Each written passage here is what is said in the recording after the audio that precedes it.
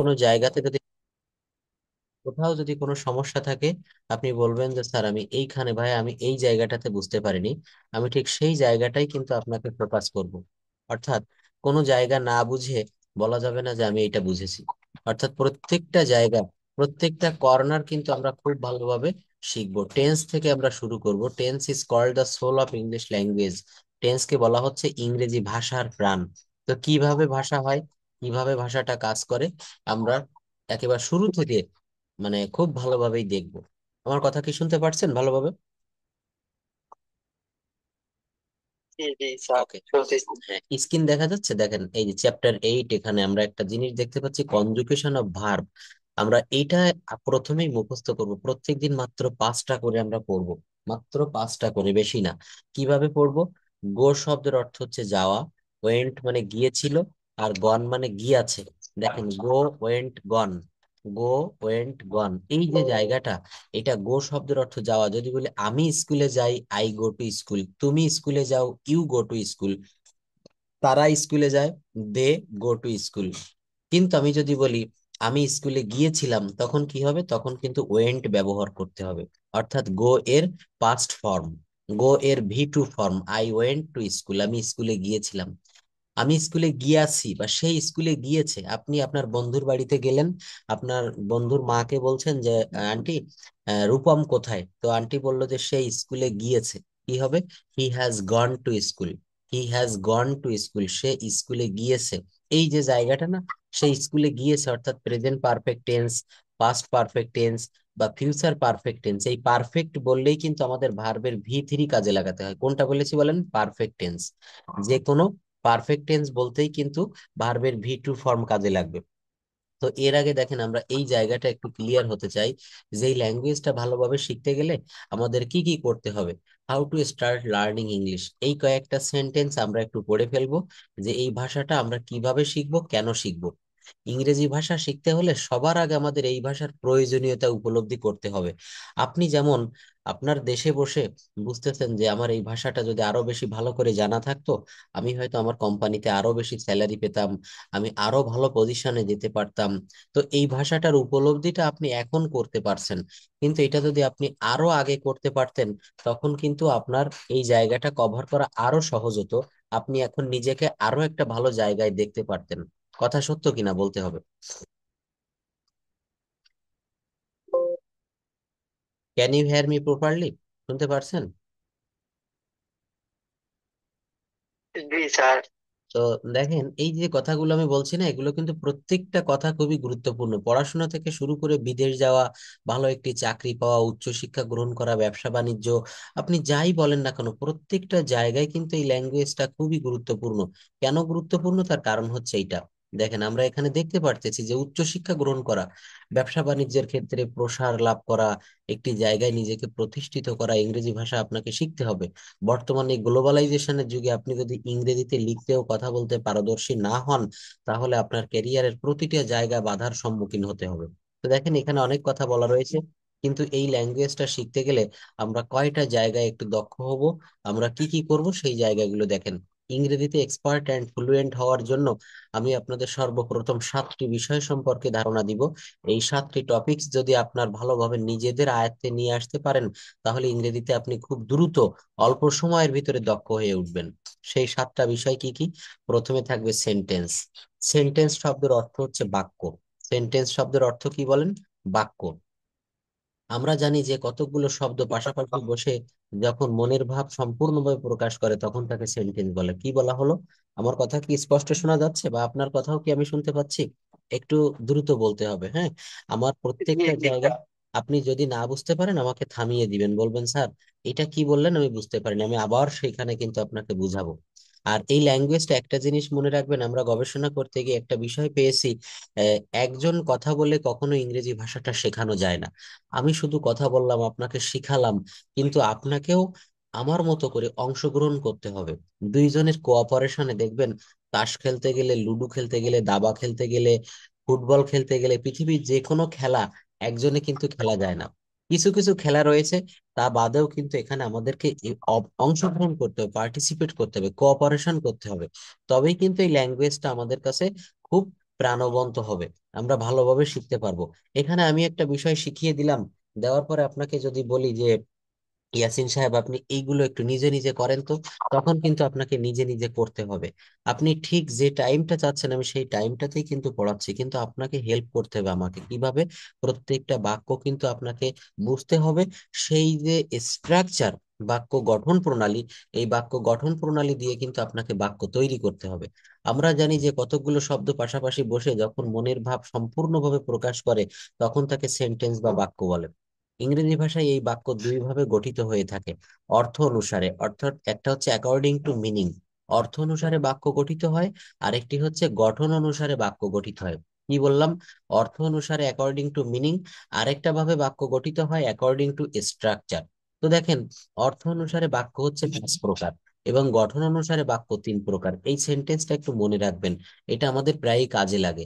কি বলা হচ্ছে? অর্থ অনুসারে বাক্য 5 প্রকার, আর গঠন অনুসারে বাক্য 3 প্রকার, যার বিস্তারিত আলোচনা পরবর্তী লেসনে আপনারা পাবেন। এই বাক্যগুলো সম্পর্কে সঠিক ধারণা থাকলে আমরা সহজেই যে কোনো রিডিং প্যাসেজ পড়ে তার অর্থ বের করতে পারবো। কি বললাম? এইগুলা যদি আমরা জানি, যে কোনো প্যাসেজ রিডিং আমরা করতে পারবো প্রচুর পরিমাণে। মনে করেন আপনার সঙ্গে সামনে আমি একটা ইংরেজি সংবাদপত্র দিলাম, দিয়ে বললাম যে এইটা আপনি একটু পড়েন কাইন্ডলি, তখন আপনাকে কি করতে হবে? ওইটা রিডিং করে ওর অর্থ, ওর বঙ্গানুবাদ, ওর বাংলা অনুবাদটা করতে হবে। আর ওইটা করতে গেলে আপনি যেভাবে শিখাচ্ছি, যেভাবে টেন্স শিখাচ্ছি, যেভাবে সেন্টেন্স পার্টস অফ স্পিচ শিখাচ্ছি, এভাবেই কিন্তু আপনাকে আগাতে হবে। এইবার দেখেন, এই যে প্রথমে আলোচনা করেছি যে আমাদেরকে সেন্টেন্স বা বাক্য শিখতে হবে, এই লেসনে আমি বোঝাতে চাচ্ছি যে আমরা এই ভাষাটা ভালোভাবে শিখতে গেলে কোন কোন জায়গাটাতে আমাদেরকে ফোকাস করতে হবে। সবকিছু কিন্তু আপনার জানার প্রয়োজন নেই।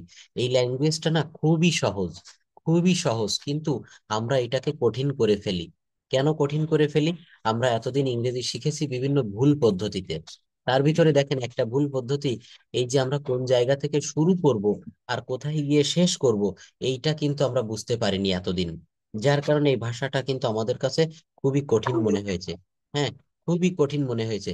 কিন্তু দেখেন আমি যে পথ দেখাচ্ছি, এইভাবে আপনি একটু 1টা মাস একটু ট্রাই করেন, দেখবেন আপনি ইংলিশে কথা বলা শিখে গেছেন। কথা বলা শিখতে গেলে প্রথমে সাবজেক্ট খুঁজে বের করতে হয়, অবজেক্ট খুঁজে বের করতে হয়, ভার্ব খুঁজে বের করতে হয়। এই জায়গাগুলো যদি আমরা ভালোভাবে বুঝি, অতি সহজে আমরা ইংরেজিতে কথা বলতে পারবো। সেন্টেন্স কম্পোনেন্ট, দেখেন বাক্যের উপাদান। কম্পোনেন্ট শব্দের অর্থ হচ্ছে উপাদান। যে কোনো জিনিস, মোবাইল তৈরি করতে গেলে মোবাইলের ভিতরে অনেক উপাদান থাকে, সিম কার্ড থাকে, ব্যাটারি থাকে, তার ভিতরে আরো অনেক রকমের পার্টস থাকে। এইগুলোকে প্রত্যেকটাকে বলা হচ্ছে কম্পোনেন্ট বা উপাদান। বাক্য সম্পর্কে ধারণা পাওয়ার পর আমাদের বাক্যের উপকরণ সম্পর্কে জানতে হবে। কি সম্পর্কে? উপকরণ। উপকরণ মানে হচ্ছে যে বিষয়গুলো দ্বারা বাক্যটা গঠিত হয়। বাক্য সম্পর্কে ধারণা পাওয়ার পর আমাদের বাক্যের উপকরণ সম্পর্কে জানতে হবে, অর্থাৎ একটি বাক্যে কোন অংশটি সাবজেক্ট অর্থাৎ কর্তা, কোন অংশটি ভার্ব বা ক্রিয়া, কোন অংশটি অবজেক্ট বা কর্ম, এছাড়া এগুলো নির্ধারণ করা শিখতে হবে। তাহলে আমরা একটি বাক্য সঠিকভাবে তৈরি করতে পারবো। দ্বিতীয় নাম্বারে আমরা কি শিখবো? Sentence component. তৃতীয় নাম্বারে আমরা শিখবো পার্টস অফ স্পিচ। দেখেন এই পার্টস অফ স্পিচটা কিন্তু খুবই ইম্পর্টেন্ট। পার্টস অফ স্পিচ না জানলে কখনো একটা বাক্যের ভিতরে কার কি নাম, আপনার ফ্যামিলিতে আপনার মা কে, বাবা কে, আপনার ভাই কে, বোন কে, আপনি কিন্তু খুঁজে বের করতে পারেন যে এই হচ্ছে আমার বোন, এই হচ্ছে আমার ভাই। আপনার পাড়া প্রতিবেশীদেরকেও কিন্তু আপনি খুঁজে বের করতে পারেন যে এই হচ্ছে আমার চাচা, এই হচ্ছে আমার বড় ভাই, এই হচ্ছে আমার কাকাতো ভাই, আছে না? এখানেও কিন্তু একটা বাক্যের ভিতরে আপনাকে ঠিক সেইগুলোই খুঁজে বের করতে হবে। যে পার্টস অফ স্পিচ, অর্থাৎ আই ইট রাইস, আমি ভাত খাই। দেখেন এখানে আমি একটা বাক্য লিখে ফেললাম, I E A T, I eat rice, আর I C E, I eat rice. এই যে একটা কথা বললাম আমি ভাত খাই, তো এই বাক্যের ভিতরে আই কোন পার্টস অফ স্পিচ, ইট কোন পার্টস অফ স্পিচ, রাইস কোন পার্টস অফ স্পিচ। অর্থাৎ আপনাকে তৃতীয় নম্বরে পার্টস অফ স্পিচটা খুব ভালোভাবে শিখতে হবে।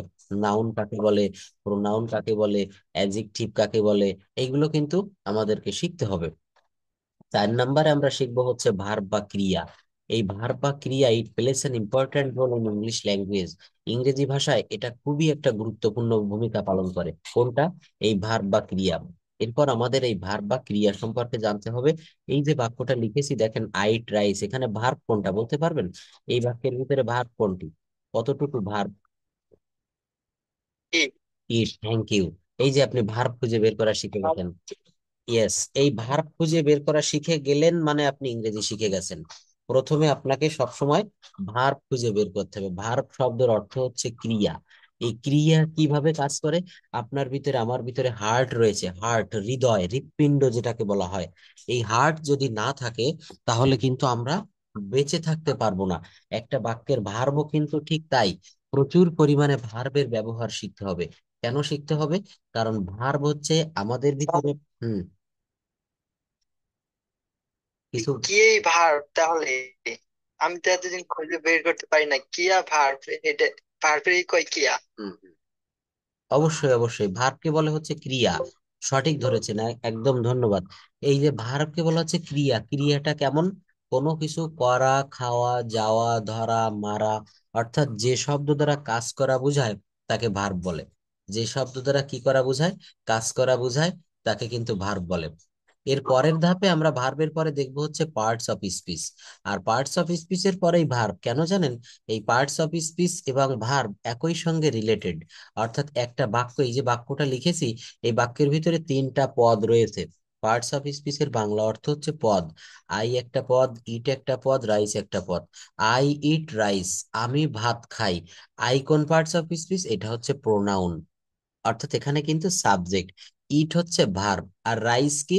রাইস হচ্ছে অবজেক্ট, বা এখানে রাইসটা হচ্ছে, যদি পার্টস অফ স্পিচ বলা হয়, রাইস হচ্ছে নাউন। রাইস কি হবে? নাউন। নাউন শব্দের অর্থ বিশেষ্য। এই জন্য বলছি এই পার্টস অফ স্পিচটা খুব ডিটেলসে শেখাবো। পার্টস অফ স্পিচ খুব ভালোভাবে শিখলে দেখবেন এই ল্যাঙ্গুয়েজটা আপনার কাছে কিন্তু খুবই ইজি হয়ে যাবে। খুবই ইজি, আপনি কল্পনাও করতে পারবেন না। আর তারপরের ধাপে রয়েছে হচ্ছে ভার্ব। এরপর আমাদের ভার্ব সম্পর্কে ধারণা রাখতে হবে। ভার্ব হচ্ছে এমন একটি শব্দ যা কোনো কিছু হওয়া, করা, ধরা, মারা ইত্যাদি বোঝায়। ইংরেজি বাক্যে ভার্বের গুরুত্ব অপরিসীম, কারণ ভার্ব ছাড়া কোনো ইংরেজি বাক্য তৈরি করা সম্ভব নয়।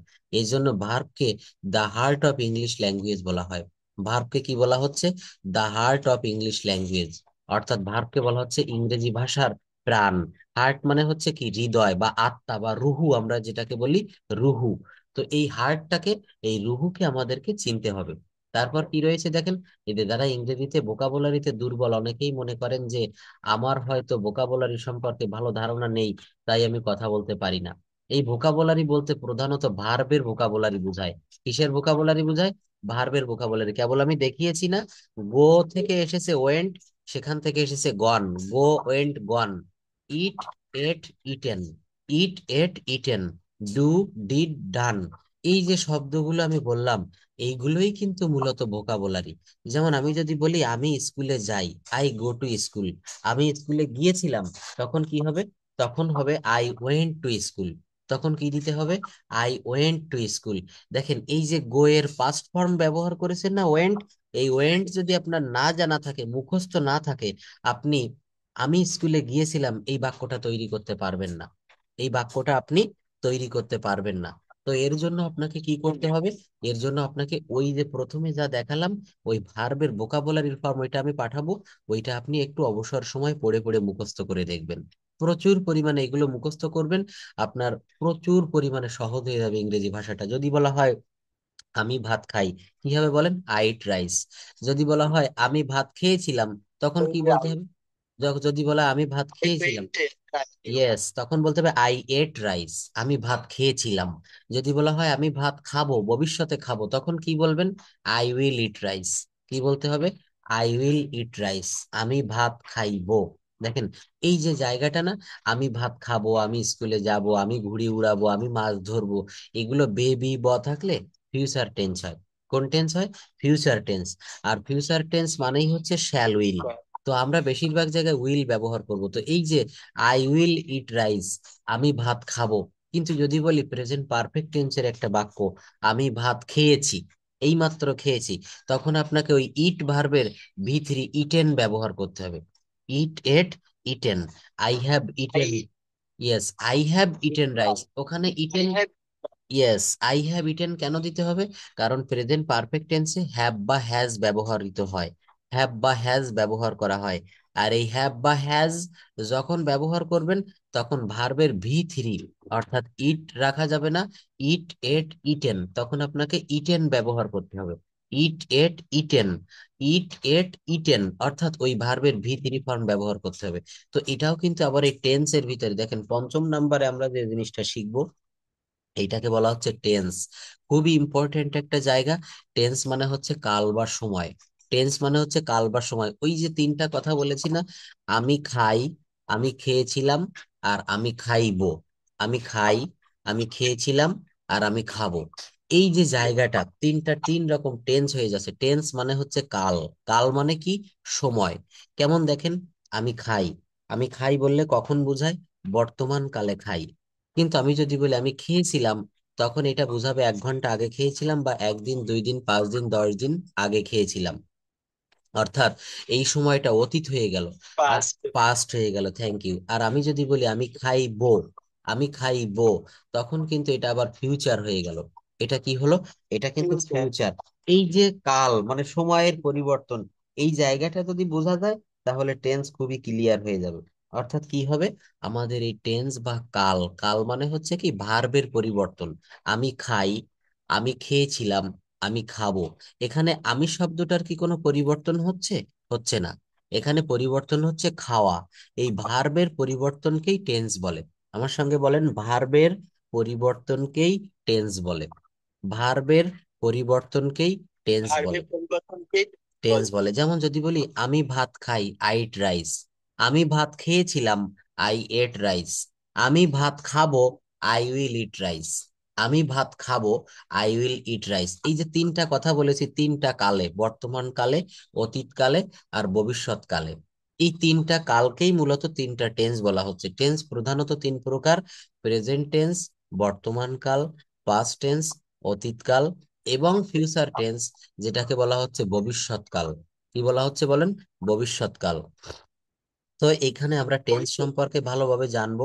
এই যে 12টা টেন্স বিভিন্ন ভাবে দেখেন, এই যে টেন্স সম্পর্কে ধারণা রাখাটা সেই সম্পর্কে খুবই গুরুত্বপূর্ণ। টেন্সের ধারণা, ইংরেজিতে টেন্স প্রধানত 3 প্রকার। এই তিনটা টেন্সের আবার 4টা করে ভাগ রয়েছে। প্রত্যেকটা টেন্স হচ্ছে 4 প্রকার। কি কি বলেন তো, indefinite, continuous, perfect, and perfect continuous.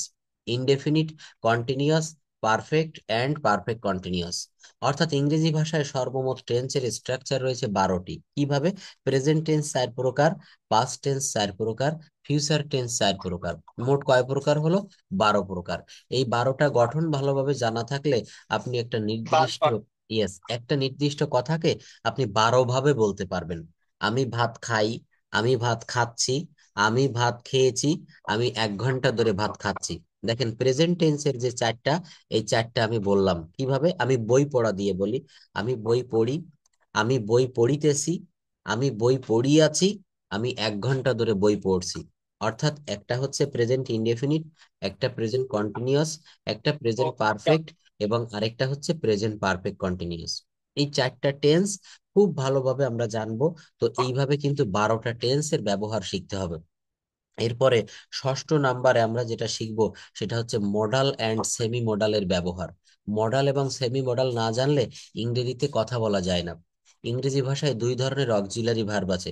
একটি হচ্ছে প্রাইমারি অক্সিলারি ভার্ব, যে ভার্বগুলা টেন্সের বিভিন্ন স্ট্রাকচারে ব্যবহৃত হয়। অন্যটি হচ্ছে মডাল অক্সিলারি ভার্ব, যারা নিজেরা আলাদা ক্যাটাগরির কিছু বাক্য তৈরি করে। দেখেন এই লাইনটা আমি আবারও পড়ি, ইংরেজি ভাষায় 2 ধরনের অক্সিলারি ভার্ব আছে। একটি হচ্ছে প্রাইমারি অক্সিলারি ভার্ব, যে ভার্বগুলো টেন্সের বিভিন্ন স্ট্রাকচারে ব্যবহৃত হয়, এবং অন্যটি হচ্ছে মডাল অক্সিলারি ভার্ব, যারা নিজেরা আলাদা ক্যাটাগরির কিছু বাক্য তৈরি করে। মডাল অক্সিলারি কেমন, যেমন মনে করেন ক্যান। ক্যান মানে হচ্ছে পারি বা পারা। আমি কাজটি করতে পারি, I can do the work. আমি অঙ্কটি করতে পারি, I can do the sum. আমি সেখানে যেতে পারি, আই ক্যান গো দেয়ার। এখানে দেখেন 2টা করে ভার্ব রয়েছে। আমি সেখানে যেতে পারি, কি হবে, আই ক্যান গো দেয়ার। এখানে গো হচ্ছে মেইন ভার্ব, আর একে সাহায্য করার জন্য আরেকটা ভার্ব এসেছে ক্যান। এটাকে বলা হচ্ছে মডাল অক্সিলারি ভার্ব। এটাকে কি ভার্ব বলা হয়, মডাল অক্সিলারি ভার্ব, যারা নিজেরাই আলাদা ক্যাটাগরির কিছু বাক্য তৈরি করে থাকে। শুধুমাত্র টেন্সের ব্যবহার শিখে ইংরেজিতে মনের সম্পূর্ণ ভাব প্রকাশ করা সম্ভব নয়। এই জন্য মডাল এবং সেমি মডাল অক্সিলারি ভার্বের ব্যবহার আমাদের খুবই ভালোভাবে রপ্ত করতে হবে, যাতে করে কোনো কিছুর বাংলা ভালোভাবে যেন আমরা সহজে সেগুলো ইংলিশে কনভার্ট করতে পারি। কি করতে পারি, বাংলা বললেই যেন আমরা ইংলিশে কনভার্ট করতে পারি। এর জন্য আমাদের কিন্তু এই মডাল এবং সেমি মডাল ভার্বের ব্যবহার শিখতে হবে। আরেকটা বিষয় শিখতে হবে। এরপর আমাদের সর্বশেষ, দেখেন সর্বশেষ আমি কয়টা বিষয়ের কথা বললাম তাহলে, এই যে দেখেন সপ্তম নাম্বারে চলে এসেছি, এই 7 নাম্বার। অর্থাৎ আমাদেরকে কিন্তু মডাল সেমি মডালের ব্যবহারটা শিখতে হবে। আর তারপর যে জায়গাটা, এটা আমাদেরকে দেখতে হবে, জাস্ট ওয়েট। এখানে এরপর আমাদের সর্বশেষ যে বিষয়টা দেখতে হবে সেটি হচ্ছে প্যাসিভ ভয়েসের ব্যবহার, অর্থাৎ নিষ্ক্রিয় বাচ্য। কি নিষ্ক্রিয়? এটার অর্থ হচ্ছে নিষ্ক্রিয় অর্থ, এটার অর্থ বোঝাচ্ছে, জাস্ট ওয়েট, হ্যাঁ, এটা নিষ্ক্রিয় শব্দের অর্থ যে সাবজেক্ট নিষ্ক্রিয়, এখানে ভয়েসটা। সাবজেক্ট। ইয়েস, এই ভয়েসটা আমি বুঝাবো খুব ভালোভাবে। ভয়েস মানে হচ্ছে বাচ্য পরিবর্তন। যেমন যদি বলা হয়, একটা বাংলা কথা বললাম, আমি ভাত খাই, এই বাক্যটাকে আরেক ভাবে বলা যায়, ভাত আমার দ্বারা খাওয়া হয়, ভাত আমার দ্বারা খাওয়া হয়। তারা, বা যদি বলা হয় রনি ফুটবল খেলে, রনি ফুটবল খেলে, এই বাক্যটাকে এইভাবে বলা যায়, ফুটবল রনির দ্বারা খেলা হয়, ফুটবল রনির দ্বারা খেলা হয়। এখানে দেখেন প্রথম বাক্যে বলেছি রনি ফুটবল খেলে, এই যে বাক্যটা না, এখানে রনি সাবজেক্ট বা কর্তা। রনি কে বলেন তো? এখানে সাবজেক্ট বা কর্তা। পার্টস অফ স্পিচ খুব ভালোভাবে শিখাবো। তো এই যে রনি সাবজেক্ট বা কর্তা, এখানে কিন্তু এই রনি সরাসরি উপস্থিত রয়েছে, এই জন্য এটাকে বলা হচ্ছে অ্যাক্টিভ ভয়েস। এটাকে কি বলা হয়? Active voice. আর এরপর আরেকটা বাক্য রয়েছে, সেটাকে বলা হচ্ছে, আরেকটা বলা হচ্ছে passive voice. Football, Roni football খেলে, এটা অ্যাক্টিভ ভয়েস। আরেকটা বলবো হচ্ছে, এই বাক্যটাকে একটু ঘুরিয়ে অন্য কায়দায় বলবো, ফুটবল রনির দ্বারা খেলা হয়। কি হয়? ফুটবল রনির দ্বারা খেলা হয়। এখানে দেখেন সাবজেক্ট কিন্তু নিষ্ক্রিয়, এখানে ফুটবল প্রথমে এসেছে, ফুটবল কিন্তু সাবজেক্ট না, ফুটবল হচ্ছে অবজেক্ট। তো অবজেক্ট যদি কখনো কোনো বাক্যের প্রথমে বসে, অবজেক্ট যদি কোনো বাক্যের প্রথমে বসে, মনে করতে হবে ওই বাক্যটা প্যাসিভ ভয়েসে করতে হবে। আবার শোনেন, যদি সাবজেক্ট প্রথমে থাকে তাহলে সেটা অ্যাক্টিভ ভয়েস, আর যদি অবজেক্ট প্রথমে থাকে তাহলে সেটা প্যাসিভ ভয়েস। একটু কি ধারণা পেয়েছেন সাবজেক্ট এই অ্যাক্টিভ এবং প্যাসিভ কেমন হয়? যদি বলা হয়, যদি বলা হয় সুমন ক্রিকেট খেলে, সুমন, সুমন ক্রিকেট খেলে, এখানে সুমন হচ্ছে সাবজেক্ট আর ক্রিকেট হচ্ছে অবজেক্ট। তো সাবজেক্ট যেহেতু প্রথমে আছে, এই জন্য এই বাক্যটাকে বলা হচ্ছে সক্রিয় বাচ্য, অ্যাক্টিভ ভয়েস। কেননা এখানে সুমন বাক্যের শুরুতেই আছে। কিন্তু যখন বলবো ক্রিকেট সুমনের দ্বারা খেলা হয়, এই ক্রিকেট হচ্ছে অবজেক্ট, এইটা যখন সাবজেক্টের জায়গায় এসে বসে যাবে, তখন এটাকে প্যাসিভ ভয়েস বলা হয়। অর্থাৎ এর বাংলাটা হলো কর্মবাচ্য। সাবজেক্ট যখন নিষ্ক্রিয় থাকবে, অবজেক্ট যখন সাবজেক্টের জায়গায় এসে বসে পড়বে, তখন তাকে কোন ভয়েস বলে? Passive voice. এর বাংলাটা হচ্ছে কি বলেন তো? নিষ্ক্রিয় বাচ্য। অর্থাৎ একটা হচ্ছে কর্মবাচ্য, আর একটা হচ্ছে কর্তৃবাচ্য। অ্যাক্টিভ শব্দের অর্থ কর্তৃবাচ্য, আর প্যাসিভ শব্দের অর্থ হচ্ছে কর্মবাচ্য। প্যাসিভ শব্দের অর্থ কি? কর্মবাচ্য। এটা খুব ভালোভাবে মনে রাখবেন। তাহলে বিশেষ করে রিটেন ইংলিশে প্যাসিভ ভয়েসের ব্যবহার অনেক বেশি দেখা যায়। এজন্য আমাদের যদি প্যাসিভ ভয়েস সম্পর্কে ভালো ধারণা না থাকে, তাহলে হাজার বাক্য আমরা যখন লিখতে, হাজার হাজার বাক্য যখন লিখতে এবং দেখেন বলতে যাব, তখন কিন্তু আবার এই জায়গাটা প্রয়োজন হবে। কোন জায়গাটা? যদি বলা হয় আমি যেতে পারবো, I will be able to go, ওভাবে না, দেখেন আমি যেতে সক্ষম, I am able to go. এখানে অ্যাবেল দিয়ে আমি একটা রুল আপনাকে শেখাই, আমি যেতে সক্ষম, I am able to go. তুমি যেতে সক্ষম, কি হবে? এখানে আই এর জায়গায় শুধু ইউ বসাতে হবে। অর্থাৎ আপনাকে সাবজেক্টটা ধরা শিখতে হবে। সাবজেক্ট কোথায় বসে? বাক্যের প্রথমে বসে। সাবজেক্ট কোথায় বসে? বাক্যের প্রথমে বসে। আমি যেতে সক্ষম, আই অ্যাম। দেখেন, এই যে ভয়েসের ব্যবহারটা, আমরা এটা একেবারে লাস্টে রেখেছি, সর্বশেষ। এই 7টা বিষয় যদি ভালোভাবে আপনি জানতে পারেন, আপনি প্রতিনিয়ত অনর্গল ইংলিশে কথা বলতে পারবেন, ফ্লুয়েন্টলি কথা বলতে পারবেন। তো দেখেন এখানে বাক্য তৈরির দুইটা পদ্ধতি আমি একটু দেখাচ্ছি। একটা হচ্ছে সাবজেক্ট ভার্ব এক্সটেনশন, আর একটা হচ্ছে ইট বা দেয়ার, তারপর ভার্ব, তারপর সাবজেক্ট, তারপর এক্সটেনশন। এই জায়গাটা একটু খুব ভালোভাবে লক্ষ্য করেন, দুইটা ভাবে একটা বাক্য গঠন করা যায়। একটি হচ্ছে প্রথমে সাবজেক্ট থাকবে, তারপরে ভার্ব থাকবে, তারপর বাকি অংশ থাকবে। এক্সটেনশন শব্দের অর্থ হচ্ছে বাকি অংশ। কি বললাম? Subject verb extension. অর্থাৎ এই এক্সটেনশনের জায়গায় কখনো অবজেক্টও থাকতে পারে, কমপ্লিমেন্ট, কমপ্লিমেন্টের অর্থ হচ্ছে সম্পূরক। সম্পূরক মানে ওই অবজেক্ট জাতীয় কোনো কিছু থাকতে পারে। আরেকটা রয়েছে অ্যাডভার্বিয়ালস। এই অ্যাডভার্বিয়ালস এর ব্যবহারটা দেখাবো কিভাবে বাক্য বড় করা যায় অ্যাডভার্বিয়াল এর ব্যবহারের মাধ্যমে। অ্যাডভার্বিয়াল এর মাধ্যমে কিভাবে আমরা বাক্য, হ্যাঁ এইটা আমি দেখাবো। এটা এটা কিভাবে একটা বাক্যকে ছোট থেকে বড় বাক্য করতে হয়। যেমন আপনি যখন কথা বলবেন তখন ছোট একটা বাক্যকে কিভাবে বড় বাক্যে রূপান্তর করবেন সেই জায়গাটা কিন্তু আপনাকে আমি দেখাবো। তারপর আরেকটা নিয়মে বাক্য তৈরি করা যায়। প্রথমে দেয়ার ব্যবহার করা যায় অথবা ইট ব্যবহার করা যায়। দুইটা একই সঙ্গে না, যে কোনো একটি ব্যবহার করতে হবে। দেয়ার অথবা it plus verb plus subject plus extension. It অথবা দেয়ার, কি ব্যবহার করব? ইট অথবা দেয়ার, তারপর ভার্ব, তারপর সাবজেক্ট, তারপর এক্সটেনশন। উপরের বাক্য তৈরির যে দুইটি গঠন পদ্ধতি দেখলাম তার ভিতর থেকে সব থেকে ব্যবহৃত হয় 1 নম্বরের পদ্ধতি, এইটা subject plus verb plus extension. আর 2 নম্বরের পদ্ধতিটাও ব্যবহার করা হয়। এখানে দেখেন 1 নম্বরের পদ্ধতি ব্যবহার করে একটা বাক্য তৈরি করেছি, আই গো টু স্কুল। কিভাবে 1 নম্বরের পদ্ধতি? প্রথমে 1 নম্বরে লিখতে হবে সাবজেক্ট। এখানে সাবজেক্ট কে বলেন তো? আই। এখানে সাবজেক্ট কে? আই। এটা আমি একটু বড় করি দেখেন। হ্যাঁ, এখানে দেখেন এই যে সাবজেক্ট হচ্ছে আই। তারপরে কি বলেছি? সাবজেক্টের পরে ভার্ব বসে। দেখেন এখানে সাবজেক্টের পরে আমি ভার্ব দিয়েছি। ভার্ব দিয়েছি কি? গো। সাবজেক্টের পরে ভার্ব দিয়েছি গো। তাহলে এখানে মিলে যায়, দেখেন একটা কিন্তু মিলে যায়, সাবজেক্টের পরে ভার্ব। আপনিও ঠিক এই নিয়মে বাক্য তৈরি করবেন। কিভাবে? প্রথমে সাবজেক্ট দিতে হবে, তারপরে ভার্ব দিতে হবে, তারপর কি? এক্সটেনশন। এই এক্সটেনশন হচ্ছে টু স্কুল। এই টোটাল কিন্তু আমার এটা এক্সটেনশন। এক্সটেনশন শব্দের অর্থ হচ্ছে বাকি অংশ বা বর্ধিত অংশ। তো এখানে কি লিখলাম? টু হচ্ছে কি, শোনেন, টু এর ব্যবহার হচ্ছে প্রেপোজিশন। এই টু হচ্ছে প্রেপোজিশন। অর্থাৎ আই গো টু স্কুল, আমি স্কুলের দিকে যাই। কাছে, দিকে, প্রতি। কাছে, দিকে, প্রতি এমন বুঝালে সেখানে প্রেপোজিশন টু বসে। এই প্রেপোজিশনের একটা ক্লাস আমি করাবো, তখন বুঝতে পারবেন যে এখানে কেন টু হলো। অনেক প্রেপোজিশন আছে, টু আছে, উইথ আছে, ফ্রম আছে, বাই আছে, উইদিন আছে, উইদাউট আছে। এই প্রেপোজিশন গুলো কোথায় কিভাবে ব্যবহৃত হচ্ছে এটা কিন্তু আমরা একটু দেখব। তো কি বললাম? Subject verb extension. দেখেন সাবজেক্ট হচ্ছে আই, তারপর গো, তারপর এক্সটেনশন টু স্কুল।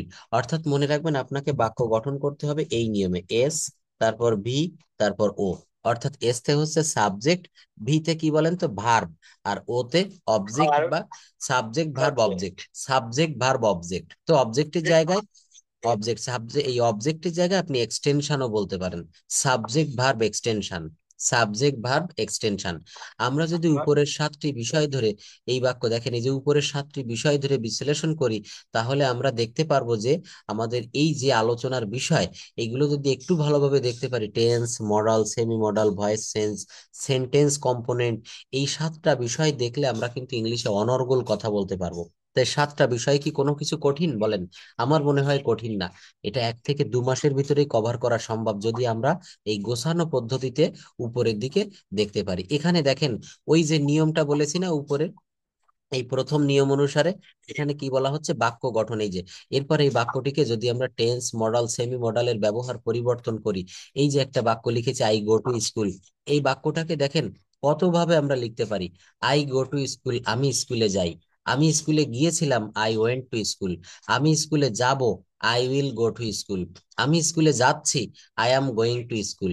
আমি স্কুলে যাচ্ছিলাম, I was going to school. এই যে আমি স্কুলে যাচ্ছিলাম, এটা কোন টেন্স কাইন্ডলি একটু বলতে পারবেন? এটা হচ্ছে পাস্ট কন্টিনিউয়াস টেন্স। কিভাবে বুঝলেন? এই দেখেন এখানে ওয়াজ রয়েছে এবং ওয়াজ এর পরে ভার্বের পর আইএনজি আছে। I was going to school, I was eating rice, I was playing kite, I was doing the some, I was playing football, he was catching fish. অর্থাৎ এখানে যাচ্ছিলাম, খাচ্ছিলাম, দেখছিলাম। অতীতকালে, অতীতকালে চলমান কোনো ভাব বুঝালে সেইটাকে পাস্ট কন্টিনিউয়াস টেন্স বলে। আর এইটার প্রেজেন্ট কন্টিনিউয়াস কি হবে? এই যে একটু উপরে রয়েছে দেখেন প্রেজেন্ট কন্টিনিউয়াস টেন্স। কি দেওয়া আছে? একটু উপরে কিন্তু প্রেজেন্ট কন্টিনিউয়াস টেন্স দিয়েছি। আমি স্কুলে যাচ্ছি, যাচ্ছি বললে কখন বুঝায়? বর্তমানে বুঝায় না? এই মুহূর্তে যাচ্ছি। তাহলে কি হবে? I am going to school, আমি স্কুলে যাচ্ছি। আমি, হ্যাঁ, আমি ভাত খাচ্ছি, কি হবে বলেন? আমি ভাত খাচ্ছি, এটার ইংলিশ কি হবে? I am eating rice. Rice. আমি অঙ্কটি করিতেছি, I am doing the some. I am doing the same. আমি সিনেমা অঙ্কলিং।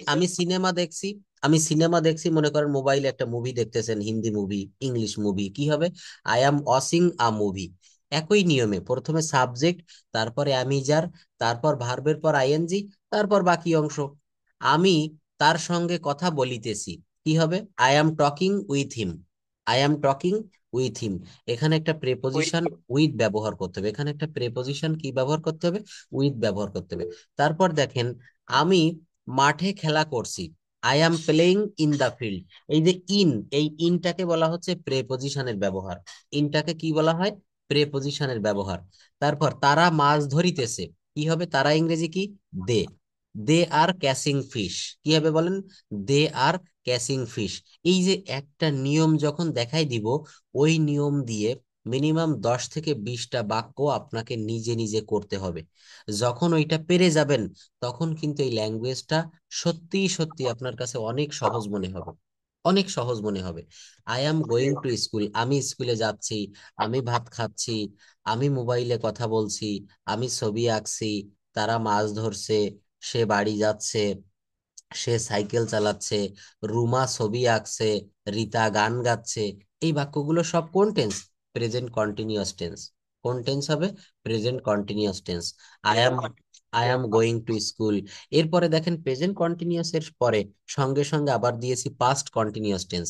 একটু তুলনাটা খেয়াল করেন। প্রেজেন্ট কন্টিনিউয়াস টেন্সে প্রথমে সাবজেক্ট ছিল আই, 5 নম্বরে দেখেন এখানেও কিন্তু প্রথমে সাবজেক্ট আছে আই, ভালো করে খেয়াল করেন। প্রেজেন্ট কন্টিনিউয়াস টেন্সে দিয়েছি অ্যাম গোয়িং, পাস্ট কন্টিনিউয়াস টেন্সে দিয়েছি অজ গোয়িং। কি দিয়েছি? অ্যাম গোয়িং, আর পরে দিয়েছি পাস্ট অজ গোয়িং। আর দেখেন এখানেও টু স্কুল আছে 4 দাগে, 5 দাগেও কিন্তু এখানে টু স্কুল আছে। আমার পরিবর্তন কতটুকু হলো বলেন তো? কোন জায়গায় পরিবর্তন করেছি? শুধু ভার্বে, শুধু ভার্বের পরিবর্তন। প্রথম বাক্যে ছিল অ্যাম গোয়িং, পরের বাক্যে লিখেছি অজ গোয়িং। আর যদি ফিউচার কন্টিনিউয়াস টেন্স বলি, এখানে একটু পরিবর্তন হবে, উইল বি গোয়িং। এই যে জায়গাটা দেখেন, এখানে কি দিয়েছি? Will be going. 6 নম্বরে দেখেন, I I will be going to school, আমি স্কুলে যেতে থাকবো। I will be going to school, আমি স্কুলে যেতে থাকবো। I have gone to school, আমি স্কুলে গিয়াছি। I have gone to school, আমি স্কুলে গিয়েছি। তারপর কি হবে? তারপর রয়েছে দেখেন, আমি স্কুলে গিয়েছি, I have gone to school. আমার বাবা বাড়ি আসার পরে আমি স্কুলে গিয়েছিলাম। তাহলে এটা কোন টেন্স? এটা পাস্ট পারফেক্ট টেন্স। এখানে একটা হ্যাড এর ব্যবহার করতে হয়। I had gone to school after my father came home. After my father came home. আবার একটু দেখেন, I had gone to school, আমি স্কুলে গিয়েছিলাম, আফটার পরে, মাই ফাদার কেম হোম, আমার বাবা বাড়ি আসার পরে আমি স্কুলে গিয়েছিলাম। এই পাস্ট পারফেক্টটা নিচে যখন টেন্সের ভিতরে পাস্ট পারফেক্ট আসবে, তখন খুব ভালোভাবে একটু দেখাবো যে পাস্ট পারফেক্টটা কিভাবে হয় বা কেন এটা আমাদেরকে শিখতে হয়। তবে পাস্ট পারফেক্টের ব্যবহারটা কিন্তু খুব বেশি ইম্পর্ট্যান্ট না, এটা কিন্তু খুব বেশি ইম্পর্ট্যান্ট না। এই পাস্ট পারফেক্টটা আমরা আরো ভালো করে শিখবো। তো এখানে আমি দেখাচ্ছি যে 12টা টেন্সের 12টা বাক্য কিভাবে আমরা গঠন করলাম। তো এই টেন্সের বাক্য গঠন করে আমরা কিন্তু খুব ভালোভাবে ইংরেজিতে, দেখেন এখানে আমরা একটু আগে বলেছিলাম না মডাল সেমি মডাল শিখতে হবে, সেই মডাল দিয়ে কিছু বাক্য তৈরি করেছি। এই 13 নম্বরের বাক্যটা একটু দেখি আমরা। এখানে লিখেছি, আমি স্কুলে যেতে পারি। এখানে আমার অ্যাবিলিটি বা সামর্থ্য বোঝাচ্ছে। এখানে আমার কি বোঝাচ্ছে? অ্যাবিলিটি বা সামর্থ্য বোঝাচ্ছে। আমি স্কুলে যেতে পারি তার মানে কি? আমি হাত পা সুস্থ রয়েছে, আমি একজন সুস্থ সবল মানুষ, আমি স্কুলে যেতে পারি। I can go to school, আমি স্কুলে যেতে পারি। আমি স্কুলে যেতে পারতাম, তখন কিন্তু ক্যান ব্যবহার করা যাবে না। পারতাম বললে অতীতকালের একটা অভ্যাস বোঝাচ্ছে, এই জন্য এই ক্যানের পাস্ট টেন্স ব্যবহার করেছি কি বলেন তো? কুড। ক্যানের পাস্ট টেন্স কি ব্যবহার করেছি? কুড। তাহলে আমি স্কুলে যেতে পারতাম, I could go to school. আমি ভাত খেতে পারতাম, আই কুড ইট রাইস। আমি ছবি আঁকতে পারতাম, I could draw a picture. আমি গান গাইতে পারতাম, I could sing a song. সে সাঁতার কাটতে পারতো, he could swim in the river. সে সাইকেল চালাতে পারতো, he could ride a bicycle. দেখেছেন? তাহলে এখানে সাবজেক্ট পরিবর্তন করে দিবেন, অবজেক্ট পরিবর্তন করে দিবেন, কিন্তু কুড কুডের জায়গায় থেকে যাবে। বাক্য গঠন করার কত সহজ নিয়ম দেখেছেন? যেমন আমি স্কুলে যেতে পারতাম, I could go to school. আমি বাজারে যেতে পারতাম, স্কুলের জায়গায় শুধু বাজার বা market, I could go to market. আমি স্কুলে যেতে পারি, পসিবিলিটি বা সম্ভাবনা অর্থে, I may go to school. আমি স্কুলে যেতে পারতাম, I might go to school. আমি স্কুলে যেতাম, তখন কি হবে, উড ব্যবহার করতে হবে। অতীতকালে একটা অভ্যাস বোঝাচ্ছে, আমি স্কুলে যেতাম, I would go to school. এগুলো দেখেন এখানে কি বলেছি, 18টি মডেল এবং সেমি মডেলের ব্যবহার জানা থাকলে কয়টা জানতে হবে, 18টা। এটা বাক্যের ভিতরে ব্যবহার যখন করবেন খুবই সহজ। 18টি মডেল এবং সেমি মডেল ভার্বের ব্যবহার জানা থাকলে আমরা 18টি বাক্য তৈরি করতে পারবো আমাদের মনের ভাব প্রকাশ করার জন্য।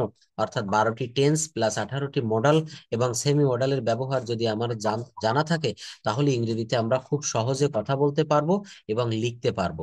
আপনি স্পন্টেনিয়াসলি কথা বলতে পারবেন মানুষের সামনে। কিভাবে?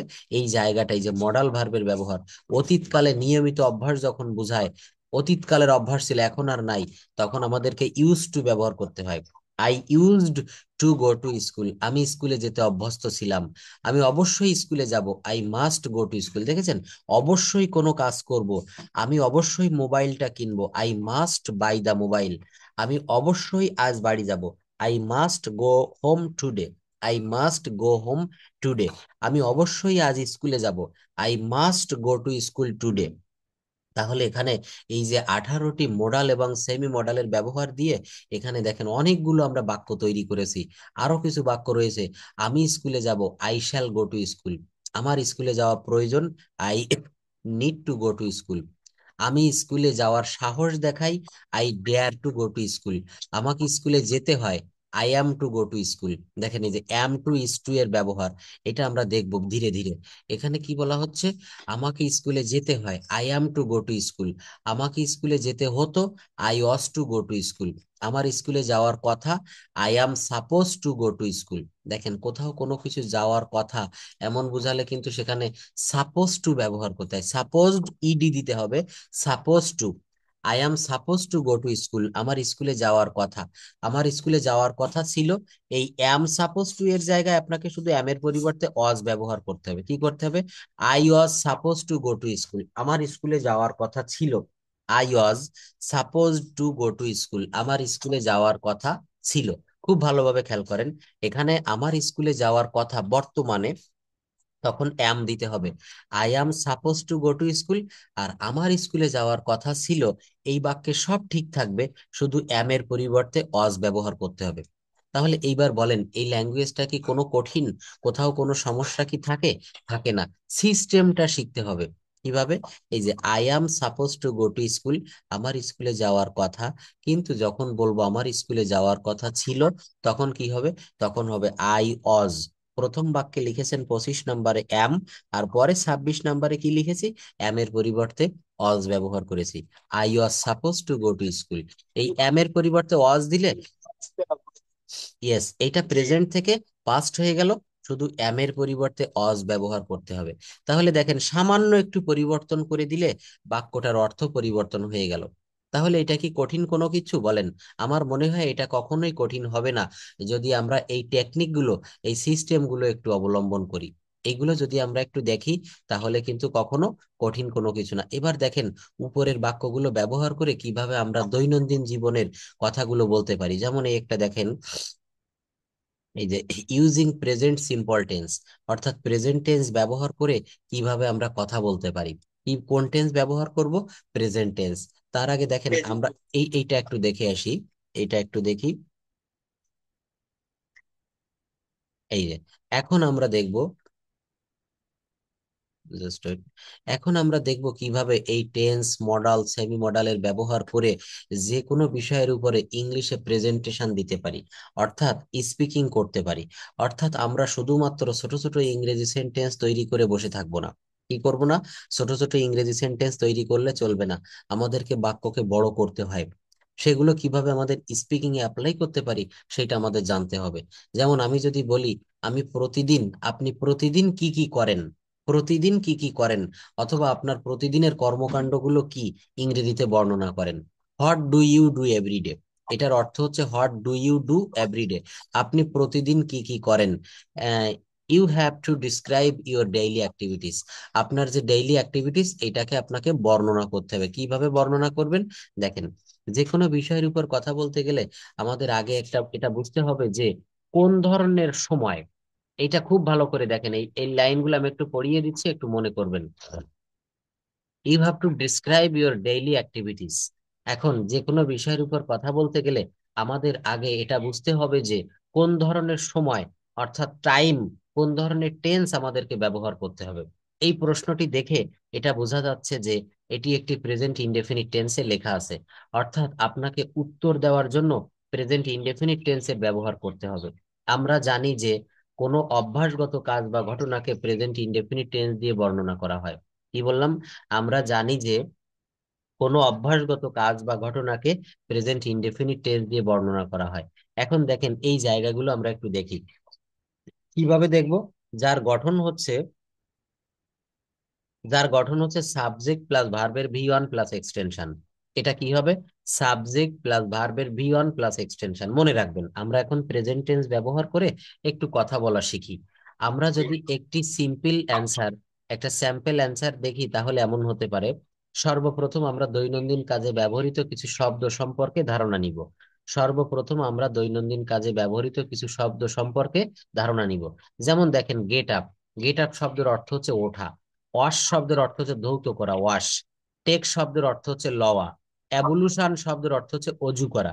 দেখেন এই শব্দগুলো ব্যবহার করে আমি সুন্দরভাবে আপনার সামনে একটা প্রেজেন্টেশন দিচ্ছি বর্তমানে, অর্থাৎ সারা দিনে আপনি কি কি করেন সেই কথাগুলো অতি সহজে ইংরেজিতে বলা যায়। কিভাবে? এইগুলো একটু পড়ে ফেলেন। গেট আপ শব্দের অর্থ ওঠা।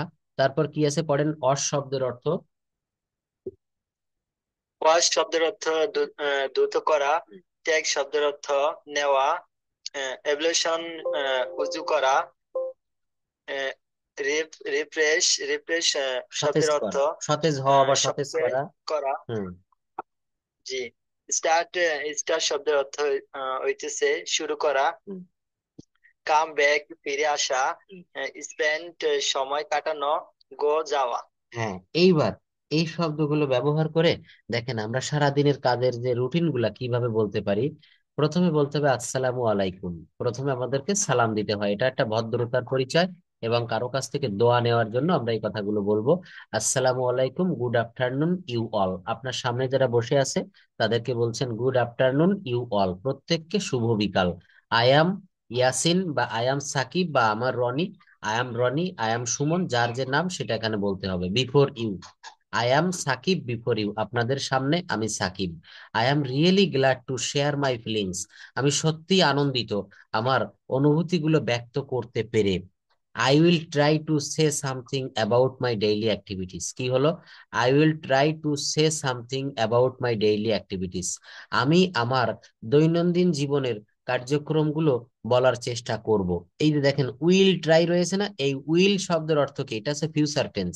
আমি এখন আপনাদের সামনে ফিউচার টেন্স, আমি ভাত খাবো, আই উইল ইট রাইস, আমি বাড়ি যাব, আমি মাছ ধরবো, আমি ফুটবল খেলবো, আমি কবিতা লিখবো, আমি উপন্যাস পড়বো, আমি ছবি আঁকবো। এই যে বে বি ব, এইগুলো থাকলে কিন্তু ফিউচার টেন্স হয়। I get up early in the morning. কি হলো? I get up early in the morning, আমি খুব সকালে ঘুম থেকে উঠি। এভরিডে, প্রতিদিন। Then I brush my teeth, তারপর আমি কি করি? আমার ব্রাশ মাই টিথ, আমার দাঁতগুলো ব্রাশ করি। Then I wash my face and take ablution for Fajr prayer. তারপর আমি, এই যে আই ওয়াশ মাই ফেস, কোন টেন্স? Present tense. আমি আমার মুখ ধৌত করি। এই দেখেন অশের নিচে দাগ দেওয়া আছে। অ্যান্ড টেক অ্যাবলিউশন, এই টেক, টেক শব্দের অর্থ হচ্ছে নেওয়া।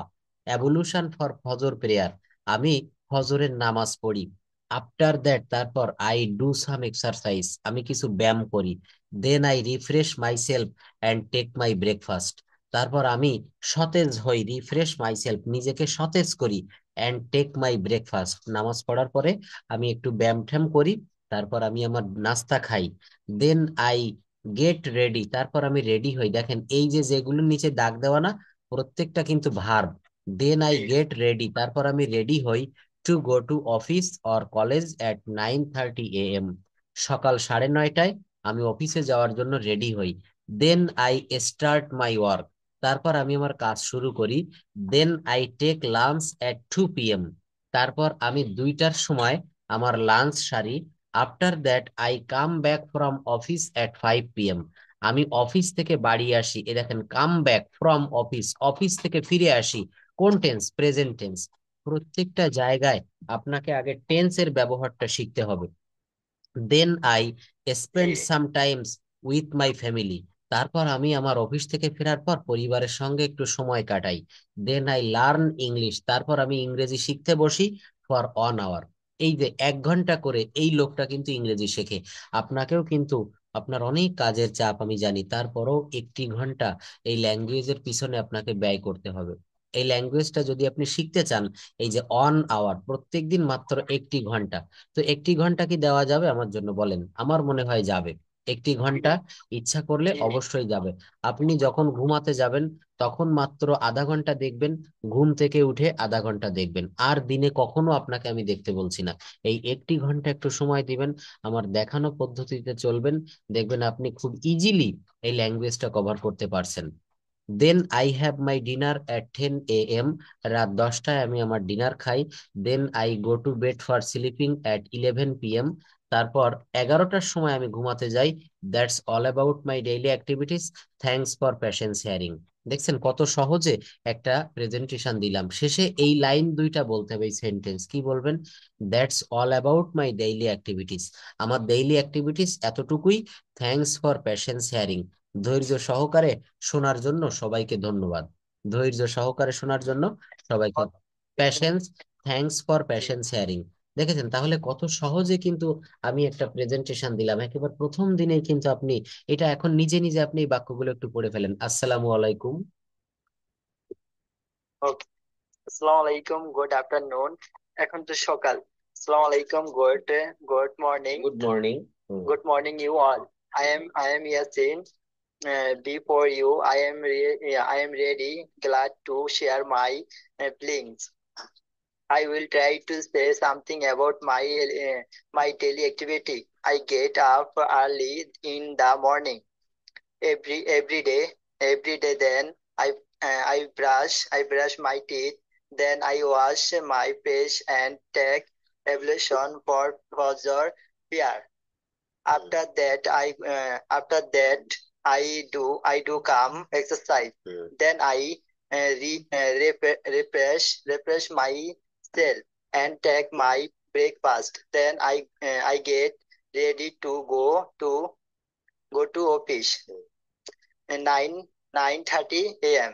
Then I start my work. Then I take lunch at 2 p.m. After that I come back from office that at 5 p.m.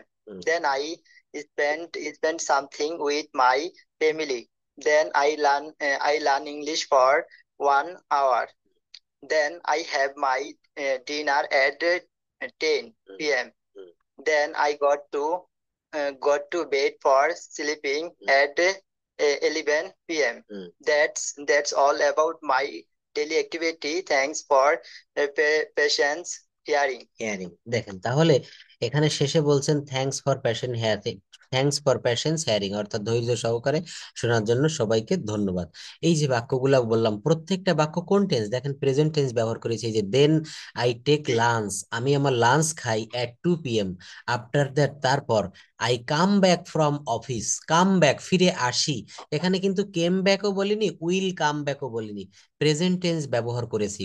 তারপর কি, দেন আই স্পেন্ড, আমি তারপর ব্যয় করি, সামটাইমস কিছু সময়, উইথ মাই ফ্যামিলি, অফিস থেকে আসার পর আমি আমার ছেলে মেয়ে আমার স্ত্রীকে তাদেরকে নিয়ে, আমার মা বাবাকে নিয়ে একটু সময় ব্যয় করি।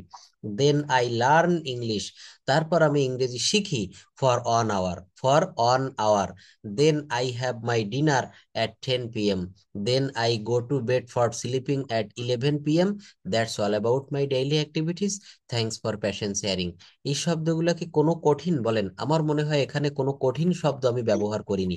তো এইভাবে টেন্স ব্যবহার করে, এই দেখেন এখানে প্রেজেন্ট টেন্স ব্যবহার করে একটা কথা আপনি বলেছেন যে আপনার দৈনন্দিন জীবনে আপনি কি কি করেন। এই go, take, get up, start, refresh, brush, প্রত্যেকটা কিন্তু প্রেজেন্ট টেন্স। এই প্রেজেন্ট টেন্সের জায়গায় সবই ঠিক থাকবে, শুধু আমরা পাস্ট টেন্স ব্যবহার করব। শুধু আমরা পাস্ট ব্যবহার করব কিভাবে একটু দেখেন। এই যে জায়গাটা, এখন আমরা যদি সময়টাকে পরিবর্তন করি, আমরা ওই প্রেজেন্ট টেন্সের জায়গায় পাস্ট টেন্স করব, সময়ের পরিবর্তন করব, তাহলে কি হয়, একটু একটু করে বিভিন্নভাবে আপনাকে প্রশ্ন করি, তাহলে কিভাবে উত্তর দিবেন? যেটা মূলত স্পিকিং এর সবচেয়ে বেশি প্রয়োজন, সেটি হচ্ছে সঠিক সময়কে মেনটেন করে টেন্সের স্ট্রাকচার ঠিক করে কথা বলা। দেখেন, অর্থাৎ আমার প্রশ্নটি যদি এখন এমন হয় যে আপনি গতকাল সারা দিন কি করেছিলেন, অথবা আপনার গতকালের কর্মকাণ্ডগুলো বর্ণনা করতে হবে। গতকালের কর্ম, এখানে কিন্তু আপনি আপনার আজকের কর্মগুলো, সারাদিন আপনি কি কি করেন, এইটা আপনি বর্ণনা করেছেন। আর এইবার আপনাকে বর্ণনা করতে হবে কোন বিষয়টা? এইবার আপনাকে বর্ণনা করতে হবে গতকাল আপনি কি কি করেছিলেন। এই যে, অর্থাৎ টেন্সের স্ট্রাকচার ঠিক থাকবে, শুধু প্রেজেন্ট টেন্সের জায়গায় পাস্ট টেন্স হয়ে যাবে। অর্থাৎ এখন আমাকে কথা বলতে হবে, what did you do yesterday, what did you do yesterday, অথবা ডিসক্রাইব ইউর ইয়েস্টারডে অ্যাক্টিভিটিস, গতকালের যে কাজকর্মগুলো এইগুলো বর্ণনা করতে হবে, ডিসক্রাইব ইউর ইয়েস্টারডে অ্যাক্টিভিটিস। যখন আপনি গতকালের কাজগুলোকে বর্ণনা করবেন, তখন আপনাকে পাস্ট ইনডেফিনিট টেন্স ব্যবহার করতে হবে, কারণ অতীতে কোনো কাজ সম্পন্ন হয়েছিল প্রকাশ করতে পাস্ট টেন্সের ব্যবহার করা হয়। স্ট্রাকচারটা কেমন হবে? সাবজেক্ট প্লাস ভার্বের V two plus extension, subject plus ভার্বের ভি টু প্লাস এক্সটেনশন, অর্থাৎ এখানে মেইন ভার্বের পাস্ট ফর্ম ব্যবহার করতে হবে। যেমন গো মানে যাওয়া, এটার পাস্ট ফর্ম আসবে ওয়েন্ট। ইট মানে খাওয়া, এটার ভি টু বা পাস্ট ফর্ম আসবে এট। তারপর অস, WASH, অস মানে ধৌত করা, এখানে আসবে অস্ট। টেক মানে নেওয়া, এর পাস্ট ফর্ম দেখেন এখানে ব্যবহার করেছি টুক, টেকের পাস্ট ফর্ম কি দিয়েছি? টুক। তো একটু আগে যে বিষয়ে আমরা কথা বলেছি, আপনি সারাদিন কি কি করেন, প্রেজেন্ট টেন্স ব্যবহার করে বলেছেন, আর এখন বলতে হবে পাস্ট টেন্স ব্যবহার করে। এখন কোন টেন্স ব্যবহার করে বলতে হবে? Past tense. দেখেন, what was your yesterday activities, আপনার গতকালের কাজকর্ম কি ছিল। এই যে এখানে কিন্তু ওয়াজ ব্যবহার করেছে, এই বাক্যটা দেখেন, what was your yesterday activities, গতকালের কাজকর্মগুলো কি ছিল। কেমন? আসসালামু আলাইকুম, good afternoon you all, I am Sakib before you, I am really glad to share your feelings. ওই উপরে একটু আগে যা যা পড়েছেন, এখানেও ঠিক তাই, শুধু প্রেজেন্ট টেন্সের জায়গায় পাস্ট টেন্স ব্যবহার করেছি, আর কিন্তু কোনো পরিবর্তন করিনি। দেখেন, I will try to say something about my yesterday activities, আমি আমার গতকালের কার্যক্রম সম্পর্কে এখন একটু বলার চেষ্টা করব। I got up early in the morning yesterday, then I brushed my teeth, then I washed my face and took ablution। এই টেক উপরের জায়গায় দেখেন, এখানে কিন্তু টেক ছিল, টেক অ্যাবিলিউশন, এই যে জায়গাটা দেখেন, আহ, এই যে এখানে দেখেন টেক ছিল না, এখানে টেক অ্যাবিলিউশন এই জায়গাটা, কিন্তু এখানে কি দিয়েছি, এখানে আমি পাস্ট ফর্ম দিয়েছি টুক অ্যাবিলিউশন for Fajr prayer. After that I did some exercise, then I refreshed myself and took my breakfast, then I got ready to go to office college at 9:30 a.m, then I started my work। এই যে দেখেন স্টার্টের V2 first form দিয়েছি, started, then I started my work, then I took lunch at 2 p.m, after that I came back from office at 5 p.m, then I spent some times with my family। দেখেন ওখানে ছিল spend, SPEND, আর এখানে এসেছে T, spend sometimes for my family, then I learned. দেখেন LEARN, ওর পরে কিন্তু ডি যোগ করেছি, ED, learned. I learned English for 1 hour, I had my dinner. এই যে ওখানে কিন্তু হ্যাভ ছিল, এখানে হ্যাভ এর পাস্ট ফর্ম হ্যাড হয়ে গিয়েছে। I had my dinner at 10 p.m, then I went, আগে ছিল গো, আর এখানে গো এর পাস্ট ফর্ম ব্যবহার করেছি ওয়েন্ট। অর্থাৎ এই উপরের যে প্রেজেন্টেশন, নিচেও ঠিক একই, শুধু উপরের এই যে বাক্যগুলো এখানে প্রেজেন্ট ফর্মে ছিল, এই দেখেন এখানে গো ছিল, then I go to bed, তারপর আমি ঘুমাতে যাই। কখন যাই? At 11 p.m। আর এখানে কি বলেছি? এখানে বলেছি then I went to bed, আমি ঘুমাতে গিয়েছিলাম, স্লিপিং অ্যাট 10 p.m। এই যে টেন্সের পরিবর্তন, এই টেন্সের পরিবর্তনটুকু যদি আপনি বুঝতে পারেন, আপনার এই ল্যাঙ্গুয়েজটা আপনার কাছে পানির মতো সহজ মনে হবে। তো এই যে পাস্ট টেন্স ব্যবহার করে যে প্রেজেন্টেশনটা, এইটা আপনি একটু পড়েন তো। আসসালামু আলাইকুম, গুড আফটারনুন ইউ অল, এখান থেকে। জি, Assalamu alaikum. Good morning. Good morning, you all. I am Yasin. Before I am really glad to share my feelings. I will try to say something about my yesterday activities. I got up early in the morning yesterday. Then I brushed, I brushed, না sir? Yes, I brush brush. ছিল হ্যাঁ, ওটা, আর এটা brush. ED, হ্যাঁ, ব্রাস্ট। I brushed my teeth. I brushed my teeth. Then I washed, I washed my face and took ablution for further prayer. After that, I did calm exercise. Then I breakfast myself and took my bre- breakfast. Then I got ready to go to office at 9:13 a.m. Then I start my work. Then I took lunch at 2 p.m. After that, I came back from office that at 5 p.m.